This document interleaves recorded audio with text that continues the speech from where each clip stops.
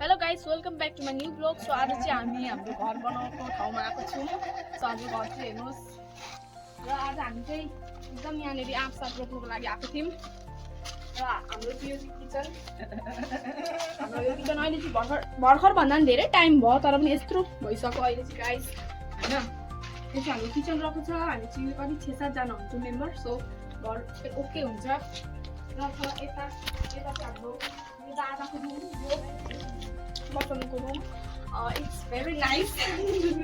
खतरा छ यो रुम चाहिँ हाम्रो। अनि मेरो रुम अहिले पुरै पानी पर्छ, राति धेरै पानी पऱ्यो। सो गाइस, मेरो चाहिँ यता टट्टै यहाँ बेड हुन्छ कि गाइस। अनि त्यहाँबाट मेरो भ्यूहरू देखाइदिनुहोस्। यस्तो यहाँ खिड्कीमा बसेर टक्कै यो भ्यूहरू हेर्दै, होइन, फोन चलाउँदै कस्तो माल हुन्छ होला सोच्नु गाइस एकछिन।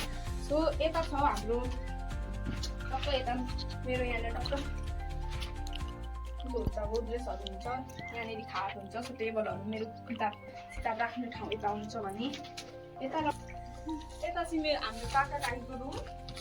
खास गरी मैले मन पराएको रुम चाहिँ यो हो, तर यहाँ कोही हुनुहुन्छ कि यताको दिवार उतापट्टि, उहाँले चाहिँ मलाई नदिएको कारणले मैले उताको रुम रोज्नु पऱ्यो। सो यता चाहिँ खास छैन, किनभने यस्तो खिड्कीबाट चाहिँ यता ऊपरपट्टि हेर्दा त पपुलेसनहरू देखिन्छ कि। So it's not nice. So let's go to this room,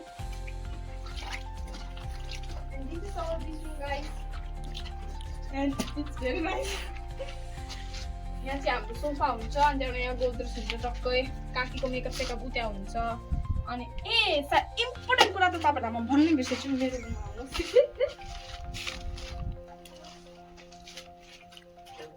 यहाँ मेरो खाट हुन्छ भने मेरो यहाँनिर एउटा अलग्गै एउटा टेबल र चेयर हुन्छ, जसमा चाहिँ म हुन्छु क्या।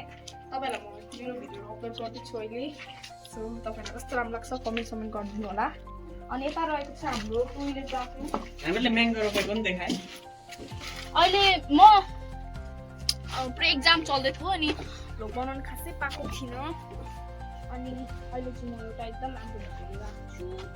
सो लाइक साइक गर्नु होला, कमेन्ट र भर्खरै हामीले रोपेको आँप चाहिँ हो। अनि यो एरियाबाट त्यो एरियासम्म चाहिँ हाम्रो सागसब्जी रोपिन्छ, किनभने अब सागसब्जी रोप्नै पऱ्यो होइन। अहिले किनेरै मात्रै खाएर पनि हुँदैन, अर्ग्यानिक हुन्छ। यहाँनिर चाहिँ हाम्रो आम हुन्छ भने यहाँनिर हामी वाल हाल्छौँ।